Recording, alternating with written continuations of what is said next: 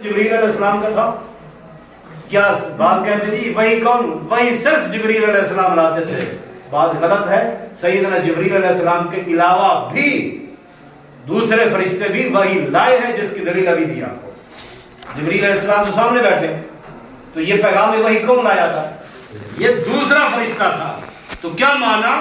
سیدنا جبریل علیہ السلام کے علاوہ بھی دوسرے فرشتوں کے ذریعے حسب ضرورت اللہ تعالیٰ نے وہی بھیجی ہے. مسئلہ سمجھ آ گیا نا؟ تو اسی طرح ہاں سپیشل دروازہ کھلا، سپیشل فرشتہ آیا اور آ کے تحفہ پیش کیا. اس تحفے کی قدر کی تھی. آج اسی تحفے کے اوپر بحثیں ہوتی ہیں. اللہ ان لوگوں کو ہدایت دے بھائی، ان لوگوں کو نمازوں سے اس چیز کو پڑھنے ختم نہ کیا جائے. اس کا نام اساس بھی ہے. اساس کا کیا معنی ہے؟ آپ لوگ خود اردو میں یہ لفظ استعمال کرتے ہو. بھائی کیا کریں گی؟ ایک بات یہ کیا اصل جو ہے اساسی بات ہی یہ ہے. اساسی کوئی لفظ اساسی کی استعمال کرے گا، کوئی یہ کرے گا کیا کرے گی؟ بنیادی بات یہ ہے. اساس کا معنی بنیاد ہے. اساس بنیاد ہے. قرآن میں بھی ہے اسس علی التقوی کہ مسجد قباء کی بنیاد کہاں رکھی گئی؟ اسس اساس اسس علی التقوی. تو یہ اساس بنیاد ہے. سورۃ فاتحہ کا نام اساس بھی رکھا گیا کہ یہی بنیاد ہے. اس کے بغیر جب نیچے بنیادیں نہیں تو اوپر ڈھانچہ کس چیز کا؟ سمجھو اس مسلکی فرقے کے اندر آ کے یہ وہ فلاں فلاں نمازیں اپنی خراب مت کرو. میں اس لیے پہلے کہہ رہا ہوں یہاں ہم جتنے بھی بیٹھے ہیں یہ مسلکی لیبر کوئی بھی نہیں ہے. اس کو باہر گیٹ کے باہر رکھ کے آنا. یہاں صرف اور قرآن اور حدیث یہی وہ بیان بھی ہوگا، یہی سنایا جائے گا. اسی کے مطابق ہی ہم آپ کو بھی زندگی گزارنے کی درخواست کریں گے. تو اس لیے سورۃ فاتحہ اتنی عظیم کہ اس کے لیے اسپیشل یہ اہتمام ہوا. اور یہ سورۃ فاتحہ 2 بار اتری ہے. یہ سورۃ فاتحہ نازل بھی 2 بار ہوئی ہے. اسی طرح سورۃ فاتحہ کا ایک نام جو اللہ نے رکھا، کون سا؟ ایک نام جو پہلے بتا چکا ہوں الصلاۃ. اور ایک دوسرا نام جو اللہ نے رکھا اور اس کا تذکرہ قرآن مجید میں بھی ہے، وہ ہے سبع المثانی. سبع کس کو کہتے ہیں؟ 7 مثانی. مثانی جو بار بار زیادہ پڑھی جانے والی، وہ 7 آیات جو بار بار. تو قرآن تو پورا ہی ہے نا، لیکن یہاں سبع المثانی 7 آیات جو بار بار پڑھی جانے والی. وہ 7 کون سی ہیں؟ سورۃ فاتحہ کے ساتھ اللہ نے اس کا نام قرآن مجید میں سبع المثانی میں رکھا ہے. پیاری قرآن پورا پیارا ہے، پر ایک اعزاز ہے کہ اللہ نے صلاۃ بھی کہا، اس کا نام اللہ نے سبع المثانی بھی رکھا. نبی علیہ الصلوۃ والسلام نے خود کہا، فاتحہ بھی کہا اللہ. اور نبی علیہ الصلوۃ والسلام نے اسے رقیہ اور اسی طرح ام الکتاب ہے، ام القرآن بھی ہے اور شفا بھی ہے. اساس سارے نام اس کے. تو میرے عزیز ساتھیو، سورۃ فاتحہ کو اہمیت دو اور اسے عام مت سمجھو. کہا جاتا ہے کہ مولانا ہم جب امام کے پیچھے کھڑے ہوتے تب بھی پڑھیں. بالکل پڑھیں. کیوں؟ دلیل ہے سیدنا ابو ہریرہ رضی اللہ تعالی عنہ سے ایک صحابی نے پوچھا، روایت صحیح مسلم کے اندر موجود ہے. روایت صحیح مسلم میں پوچھا، انہوں نے کہا جی انا نکون وراء الامام، کہ جب ہم امام کے پیچھے کھڑے ہوں تو تب بھی پڑھیں. جی ہاں تب بھی پڑھیں. اقرأ بها فی نفسک، اگر امام موقع نہیں بھی دے رہا تو تب بھی اسے پڑھنا ہے. اقرأ بها فی نفسک، بھلے اس کو دل میں کیوں نہ پڑھو، پڑھنا ضرور ہے. اس کے پڑھے بغیر نماز نہیں. نبی علیہ الصلوۃ والسلام نماز پڑھا رہے تھے. یہاں یہ بات کلیئر ہوگی، امام کے پیچھے بھی ہو تو تب بھی ہے. وہاں آمین تک بریک لگا دی.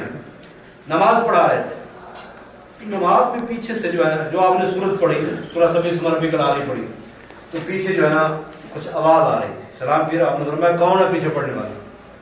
تھوڑا سا رخ ایسے کر لینا، دیکھنے والے کو اچھا نہیں لگے گا کہ استاد کی طرف نہیں کرسی گھما دو بس. ہاں بس جزاک اللہ. تو کیا بات ہو رہی تھی؟ ہاں آپ نے فرمایا کہ کس نے پیچھے پڑھا؟ ڈر گئے صاحب، لگتا ہے کہ اوپر سے آرڈر تو نہیں آ گیا.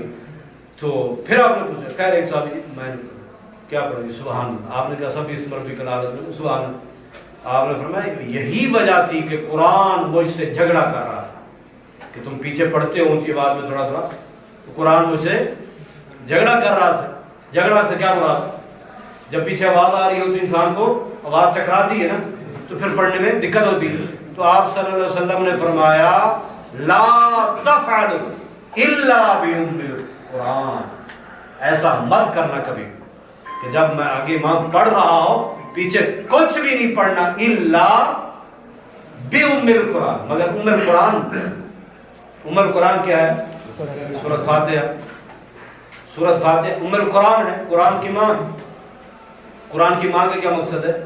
وہی میں پہلے عرض کر چکا ہوں کہ 8 مضامین ہیں جو قرآن میں بیان کیے گئے. ان سب کو جس کتاب میں موجود ہو تو اس کو کتاب کہا جاتا ہے، تو اسی وجہ سے اس کو ام الکتاب بھی کہا گیا، ام القرآن بھی کہا گیا. بہرحال تو ہاں آپ نے فرمایا اور کچھ نہیں پڑھنا الا ام القرآن.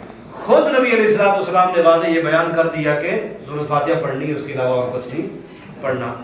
اب کہا جاتا ہے کہ شیخ صاحب یہ روایت کی در جائے گی کہ قراءۃ الامام قراءۃ لہ، کہ جب امام قراءت کر رہا ہے تو اس کی قراءت مقتدیوں کی قراءت ہے. یہ دلیل پیش کی جاتی ہے. یاد رکھیے میرے بھائیو، اس میں لفظ کیا ہے؟ قراءۃ الامام قراءۃ لہ. لفظ کیا ہے؟ قراءت، فاتحہ نہیں ہے. پورا ذخیرہ آپ اٹھا لیں، کہیں آپ کو یہ لفظ کہیں بھی نہیں ملیں گے کہ فاتحۃ الامام فاتحۃ لہ، کہ امام کی فاتحہ مقتدیوں کی فاتحہ ہوگی. نہیں، امام کی قراءت کیا ہے؟ وہ مقتدیوں کی قراءت. آپ کے علاقوں میں معلوم ہے کبھی کبھی کوئی جلسہ ہوتا ہوگا تلاوت کا، لکھا ہوتا ہے، نیٹ پر بھی کبھی پڑھ لیا ہوگا محفل حسن قراءت لکھا ہوتا ہے نا. کہیں نہیں لکھا ہوتا محفل حسن فاتحہ، محفل حسن قراءت. قراءت سے مراد پورا قرآن ہے. قراءت اب قراءۃ الامامی قراءۃ اللہ، کہ امام کا جو ہے آگے قرآن پڑھنا فاتحہ کے بعد جہاں سے پڑھے جتنا پڑھے وہ سب مقتدیوں کی طرف سے وہی پڑھ رہا. بس تم لوگوں نے آمین پہ بریک لگا کے رک جانا ہے.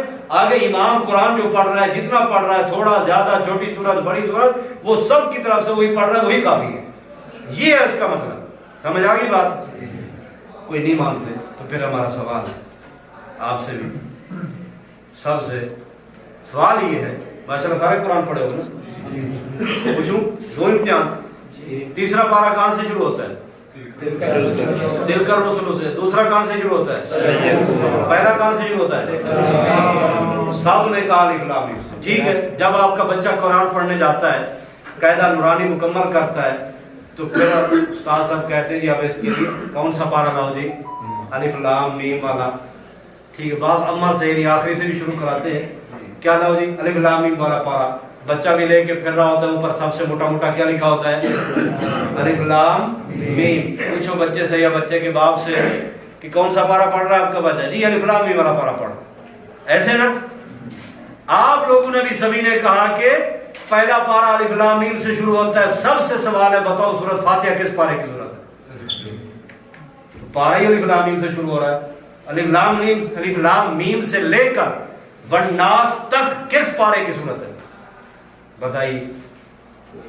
آپ لوگوں نے ابھی کہا، میرے سامنے ریکارڈ موجود ہے، آپ نے کہا کہ پہلا پارہ کہاں سے شروع ہوتا ہے؟ الف لام میم سے. آپ نہیں کہتے، آپ کے بچے کا استاد بھی یہ کہتا ہے، باپ بھی یہ کہتا ہے، بچہ بھی یہ کہتا ہے. کون سا پارہ ہے؟ آپ لینے جاتے ہو تو موٹا سا الف لام میم والا پارہ. تو جی میں الف لام میم والا پارہ پڑھ رہا ہوں جی. سمجھ آ رہی؟ کوئی پوچھتا جی میں پہلا پارہ پڑھ رہا ہوں، کون سا؟ اما یا الف لام میم بھی آخر سے، یا یہی ہوتی نا بات. اب بتائیے کہ سورۃ فاتحہ کس پارے کی صورت ہے جی؟ پہلا پارہ الف لام میم سے، اس کے آگے بتاؤ کس پارے کی صورت ہے؟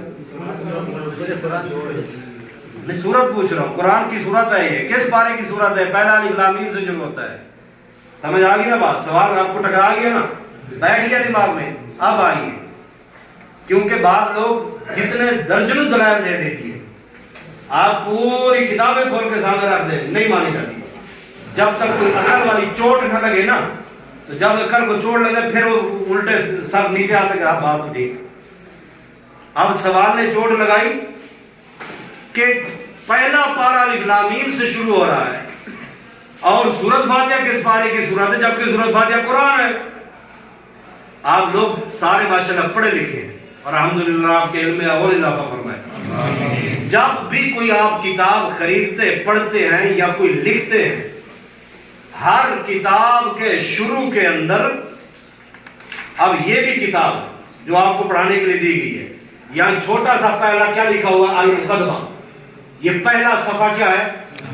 مقدمہ. کوئی مقدمے میں ہوتا ہے تعارف، پوری کتاب کا خلاصہ کہ کیا کیا عنوان ہوں گے، کس کس عنوان پہ بات ہوگی. ایسے ہوتا ہے نا، کوئی پیش حرف لکھ دیتا ہے، کوئی عرض مصنف، کوئی عرض ناشر لکھتے. اب کتاب کے شروع میں ایک مقدمہ ہوتا ہے جس میں کتاب کے اندر موجود سارے عناوین کے بارے میں بتایا جاتا ہے، کتاب کیوں لکھی گئی، اس میں کیا کیا بیان ہم نے کیا ہے. ایسے ہوتا ہے کہ نہیں؟ اور بھائیو، پورے قرآن مجید کا خلاصہ سورۃ فاتحہ ہے.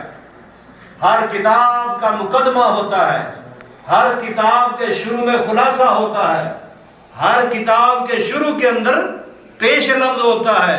قرآن مجید کے شروع کے اندر بھی قرآن پورے کا پورا خلاصہ سورۃ فاتحہ ہے. میں نہیں کہہ رہا، حدیث کے اندر بھی آتا ہے کہ پورے قرآن کا خلاصہ کیا ہے؟ سورۃ فاتحہ. اور پوری سورۃ فاتحہ کا خلاصہ ایاک نعبد و ایاک نستعین. یہ آیت سمجھ تو نہیں یہی بات؟ سورۃ فاتحہ خلاصہ ہے. خلاصہ ہمیشہ کتاب سے پہلے ہوتا ہے. یہ پہلے ہے، یہ قرآن ہے. قرآن سورۃ فاتحہ معنی یہی ہے، فاتحہ کھولنے والے، کہ اسی سے کلام کو کھولا جا رہا ہے اور آگے شروع ہو جا رہا ہے. یہ کتاب سے بھی پہلے فاتحہ ہے. یہ نماز کی ابتدا میں بھی فاتحہ ہے. اگر آپ آئے نماز میں، آپ نے ثنا نہیں پڑھی، کوئی حد نہیں. آپ نے اللہم بارک بینی نہیں پڑھی، کوئی حد نہیں. اگر آپ فاتحہ نہیں پڑھیں گے نماز نہیں ہوگی. آپ آئے اللہ اکبر کر کے سورۃ فاتحہ شروع کر دی، یہ مقدمہ ہے، یہ پیش لفظ ہے، یہ افتتاح ہے، یہ نماز میں شروع ہو رہا ہے. سمجھ آ گئی نا بات؟ تو اس لیے میرے بھائیوں، ان باتوں میں مت جائیے، کچھ عقلی طور پر بھی سوچیے کہ اس کے اتنے اللہ تعالیٰ نے فضائل، سپیشل دروازے کھلے، سپیشل فرشتہ ہے، تحفہ دیا جائے جو پہلے کسی نبی کو نہ دیا گیا، اور یہ پڑھا جائے، اللہ شفا دے. اس کے نام اتنے رکھ دیے گئے. نبی علیہ السلام خود کی دم کرے تو یہی پڑھے، امی عائشہ دم کرے تو یہی پڑھے، سیدنا موسیٰ عشری دم کرے تو یہی پڑھے، اور اس کو شفا بھی کہا گیا. اس سے بڑھ کے اللہ نے اس کا نام صلاۃ بھی رکھا. صلاۃ پڑھنی فرض ہے، صلاۃ سننی فرض نہیں ہے. اس لیے آگے بھی کھڑا ہو تب بھی، پیچھے بھی کھڑا ہوگا، جب صلاۃ پڑھے گا تو اس کی ہوگی. اس لیے سورۃ فاتحہ صلاۃ ہے، صلاۃ اس کا پڑھے گا تو تب اس کی وہ رکعت بھی ہوگی. اگر وہ رکعت میں نہیں پڑھ پائے تو اس کی رکعت نہیں ہوگی. چلو ایک اور آپ کو عقلی دلیل دیتا ہوں.